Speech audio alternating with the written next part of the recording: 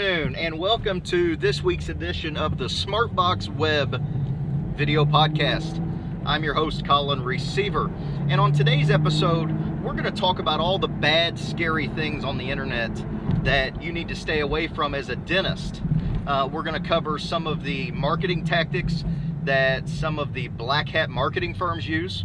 We're going to cover some of the web design methods and strategies that will absolutely kill your SEO performance and your conversion from those visitors that are on your website looking around into phone calls that turn into cash.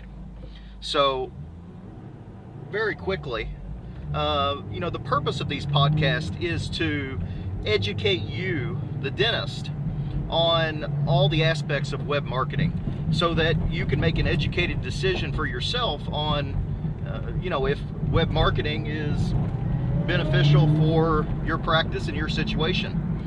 On today's webinar, I'm going to cover about 10 to 15 points, time allowed, of things that you should not be doing and things to look out for on your dental website with dental marketing firms and dental companies out there that are trying to sell you things.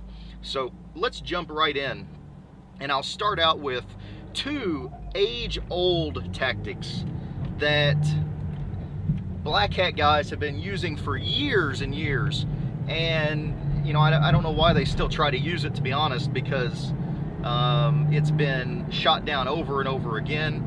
Google actually just released their Pengiun update. Yeah, I said that correctly, not Panda, but Pengiun update, which is another update that's designed to cut down on spammy link building and keyword cloaking and stuff of the black hat nature.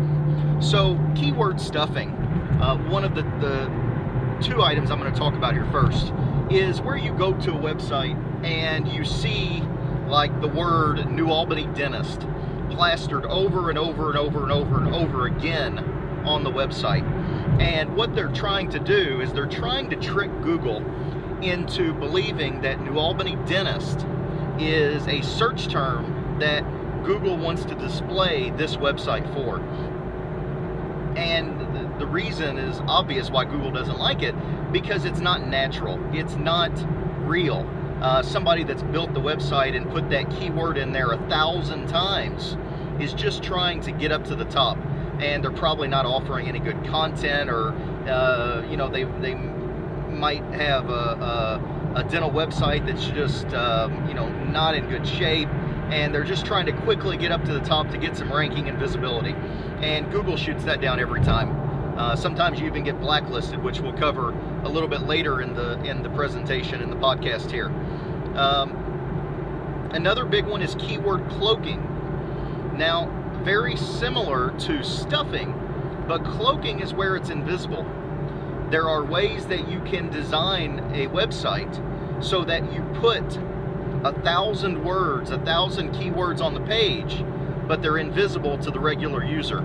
And the reason that this is done is, again, trying to trick Google, because when Google is looking at your website, it's a machine. It's not your eyes reading it, and they're trying to trick Google into ranking them again. So keyword cloaking, old tactic, big no-no. It always dies hard. Flash. Everybody loves Adobe Flash. Colors and motion and all kinds of cool effects. Flash is the biggest killer that most dentists think they really love for dental websites. And the reason is threefold. One, no Apple product can read Flash. So if you're looking at this website on an iPad or an iPhone, a lot of mobile devices other than Apple can't read Flash.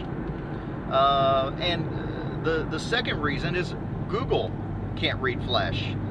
Yeah, they've made some improvements in recent years that they can read some of it and not the other, but why would you build a website that Google can't definitively say that they can even read, so that you can be indexed, so that you can be seen at the top of Google?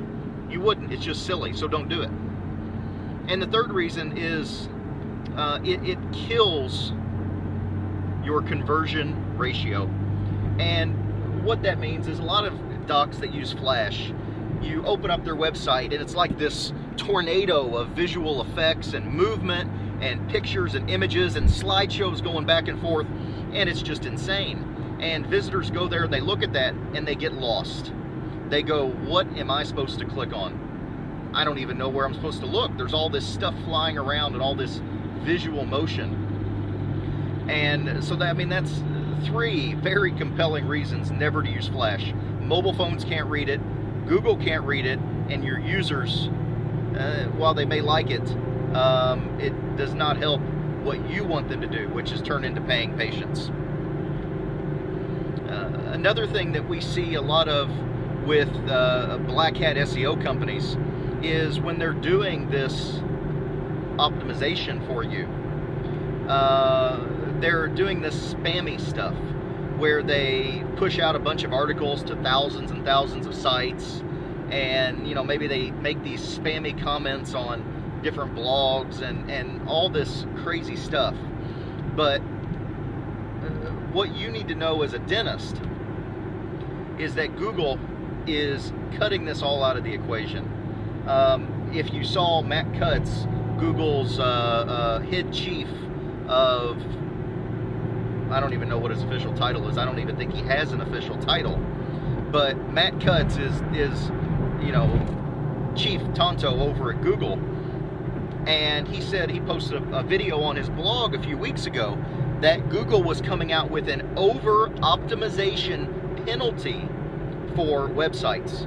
And what that means is if your website looks like it is over-optimized and it's unnatural, that you have so many links coming into it and so much optimization done, they're going to penalize you. They're going to penalize your website because they know it's artificial. You have to look at this from Google's perspective. They are all about delivering for their customers, and their customers are the people searching. So you've got all of these people that are searching, and what are they searching for? Why are they on Google? Well, they're looking for an answer to their question. They're on Google because they want to find a local business, or they're looking for an answer to a question they need or a problem they have. So Google's job is to deliver them with a result based on a couple words they type in that fixes their problem or delivers them the business they want, or whatever they are searching for. Google's job is to deliver it. So if Google was to deliver results based on manipulation, more or less, which is basically what over-optimizing your website comes down to. You're manipulating Google into thinking you're better than Google assesses that you are. And Google doesn't think that's best for their customers, for the people searching. It might be because your website doesn't convert. It might be because there's a lot of people that click that little back button as soon as they look at your website. It could be for a number of reasons why Google doesn't think your website is great. But the fact is, over-optimization, they finally figured out a way to identify it, and they're going to penalize you for it. And that's kind of part of what this latest Pengiun update is about. They are identifying spammy links. They found an algorithm or a pattern that now they can identify the spamminess and the over-optimization, and now they're going to start penalizing you for it. So they actually rolled that out, I think, April 24th, about a week ago. I was out of town, or I would have posted it on last week's podcast. But yeah, so here we are. The Panda update, the Pengiun update. What Google's telling us here is that the Panda update was all about freshness and great content. The Pengiun update is removing over-optimization from the equation. You can't just pay your way to the top of Google's organic search anymore. And the message Google's sending is very clear.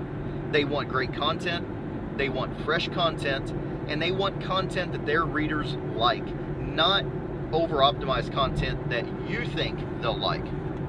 So, that's what dentists need to be looking at going forward, is how can I provide my users with a great experience? How can I provide them with great content? And, optimization is good. Optimization is great, but don't overkill it. So that's the tall and the short on, the Pengiun update, the Panda update, over optimization, all that stuff. Let's get on to the next point. There's, unfortunately, there's no magic wands. There's no, hidden secret purple pills you can pop, or the blue pill or the red pill or whatever pill is the magic pill. I don't remember. But, when it comes to social media, I see a lot of docs out there. I actually talked to a doctor this morning, based out of Montana. He called in for the first time and was interested in, finding new patients. And after talking to him for a few minutes, he told me that for the last 6 months, he had spent $2,000 a month on Facebook advertising, Facebook updates, doing all this social media and this Twitter stuff. And I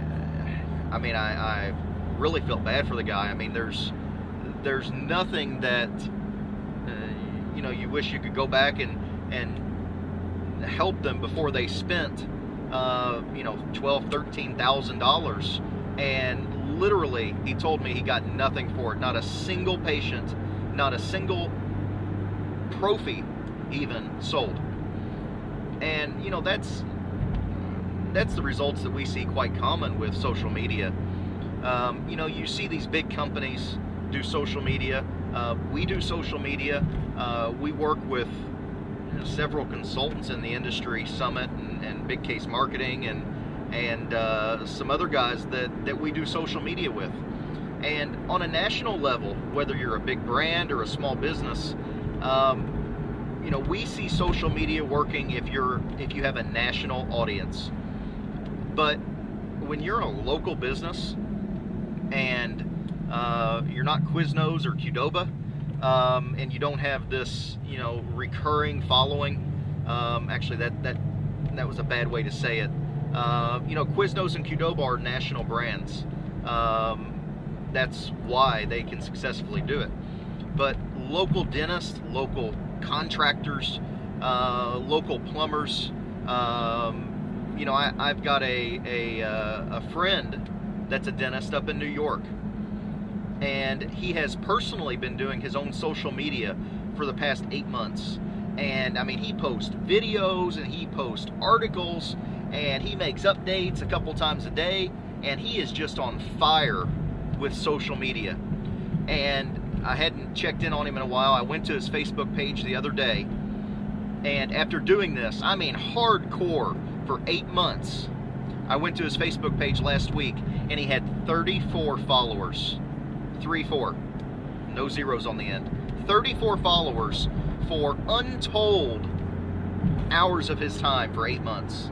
And all these social media gurus are going to tell you, well, you got to bet on the come. You got to put in and then you get back. I'm telling you, I've seen guys that have done this for 8 months, a year, 2 years with local businesses. There's a local contractor in our area, a guy I know, who has been doing social media, and he posts videos of these construction projects he does, and he does meticulous work, excellent work, very good attention to detail, very good at what he does. He's been in business for a long time, 20-25 years, and he's done all this Facebooking for, I don't know, he's had to have been on there for a year, maybe a year and a half. And I went to his Facebook page the other day and he had 100 followers, 102 followers. It's just insane, the energy and the money that people put into all these buzzwords, and they buy into the hype, and it's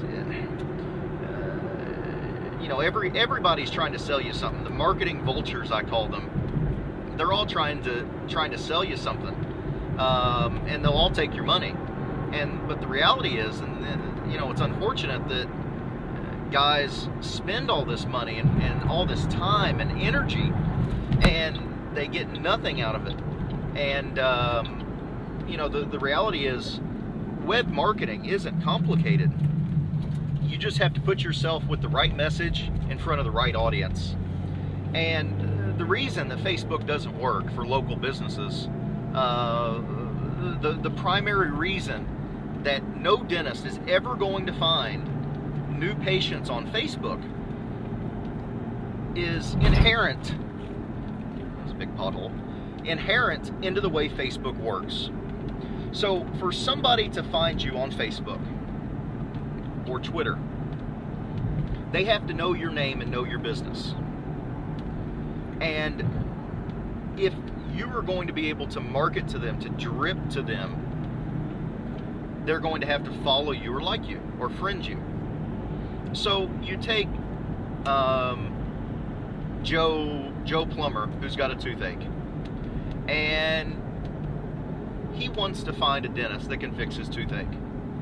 Now, is Joe Plumber going to go to Facebook, search for your name, and when he finds your name, click on friend you or follow you or like you, even though he's never met you before in his life?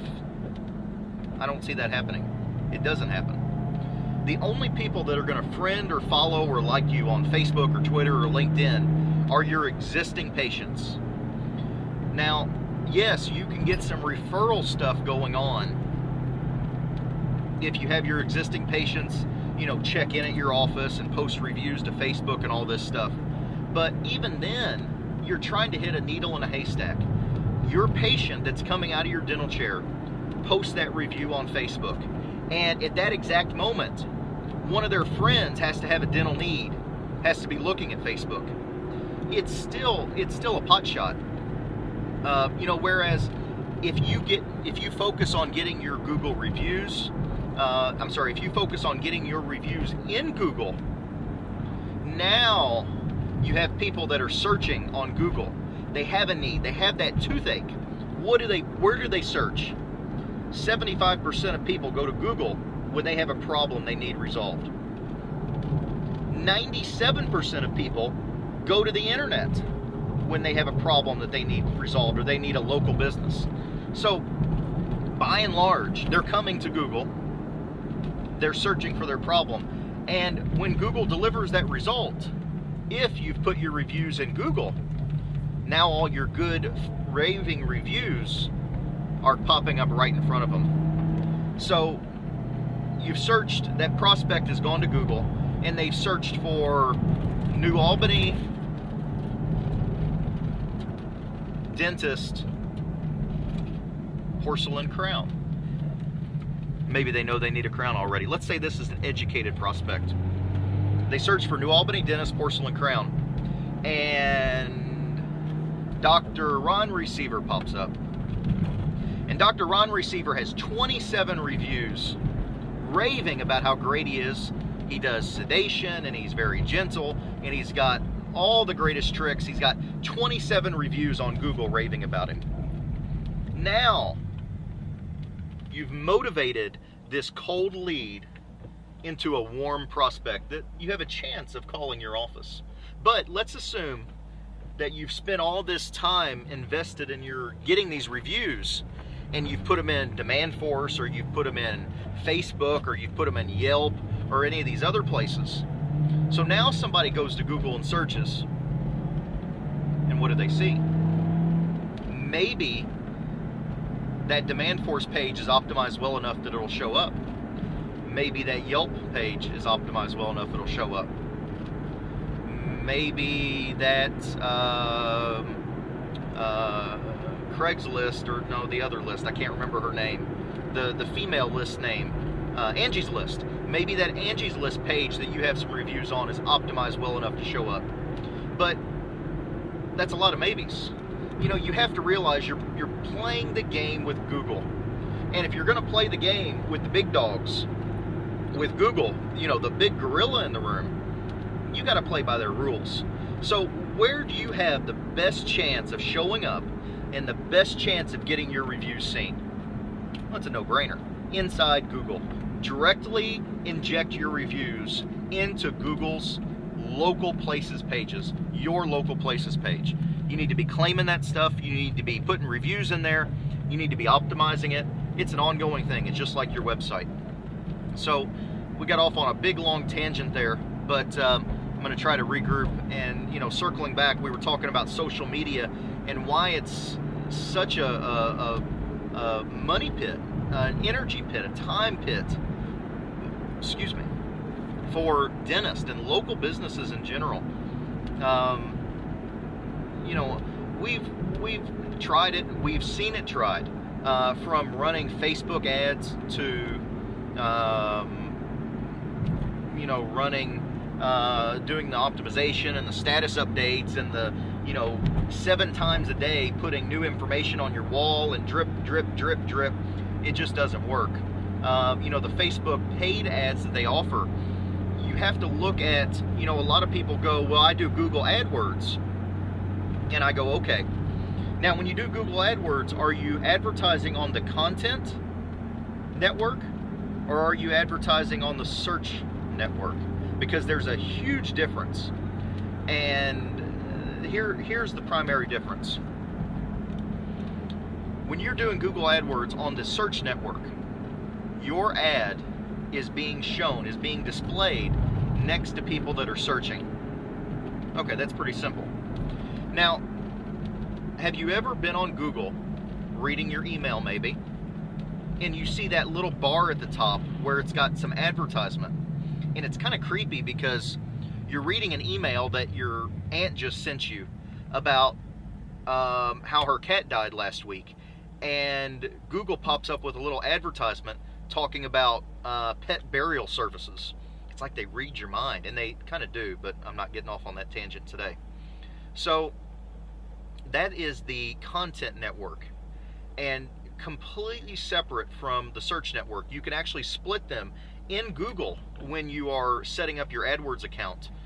You can split those two up so that you're only advertising on one or the other. And most dentists really want to be on the search network. The content network, it's just like Facebook ads, it's just a waste. And here's why. Those people aren't looking for information. They don't have a problem that they need fixed. So when you're running ads on Facebook or Google's content network and somebody clicks on your advertisement, usually what's going through their mind is, oh, that looks cool, I'll check that out. And that's usually the end of it.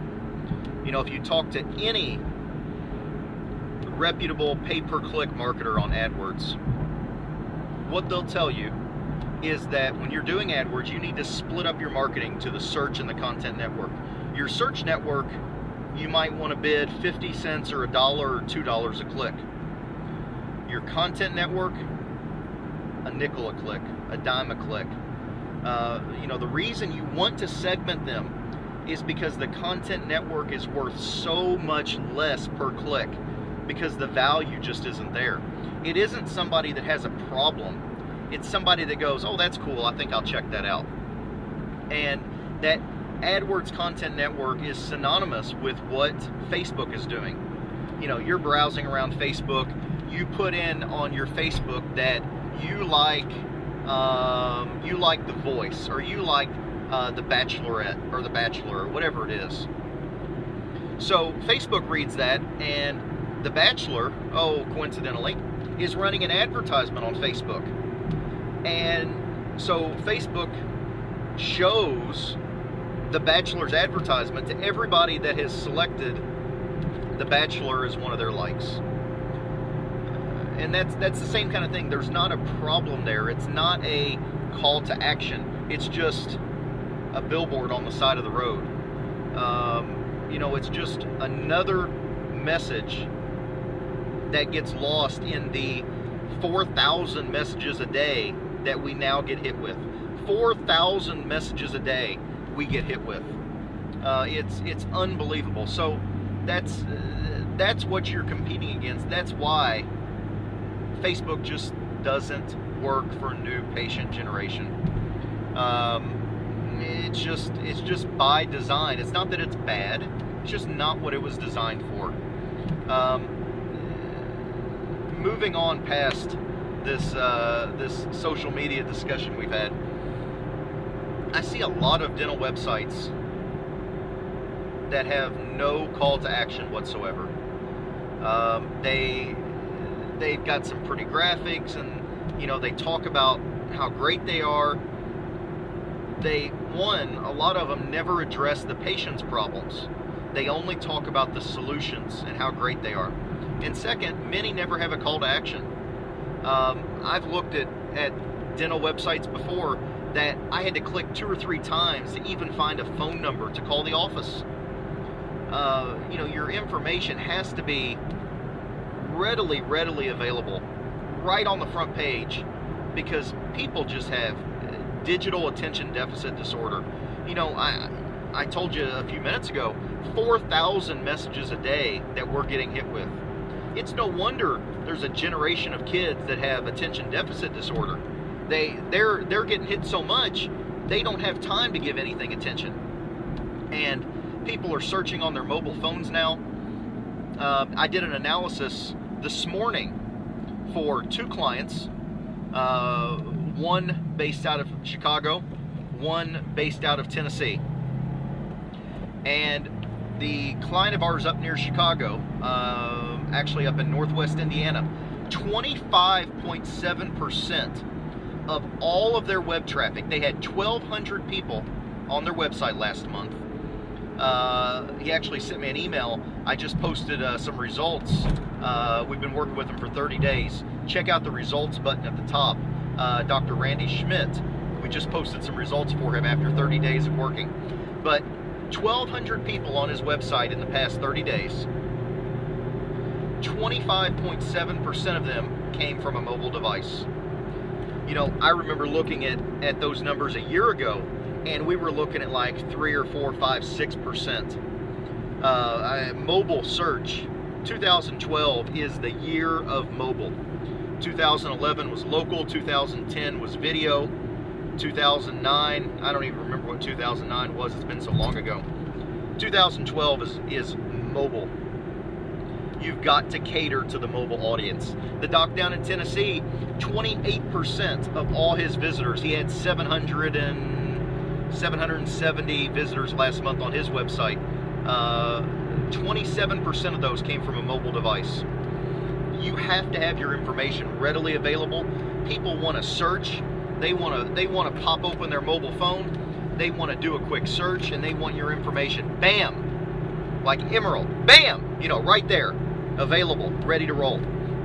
You got to have a mobile website, and I sound like I'm lecturing, but looking at these 2 clients, each of them, 25.7% of 1,200 is what, 350 people? I don't know, 300, 3, 6, 9, 12, 300 something prospects. 27% of 770 is, another 200-ish, 190, 2 or 3, 250, 350 prospects of yours a month are coming to your website on a mobile device, and they can't read your website. Now, what do you think they're doing? They're clicking back. Right now, they're going back to Google, and they're searching again. And they're going to keep looking until they find a website that they can read that answers their questions. And that's where this world is going. We all want information. We all have digital attention deficit disorder. I mean, we all want information right now on our fingertips, delivered. No problems, no hassles. And technology has advanced so much, and it's so available to everybody these days that people just expect it. It's just, 5 years ago, if you had said mobile website to somebody, they would have looked at you like you had 3 heads coming out of your shoulders.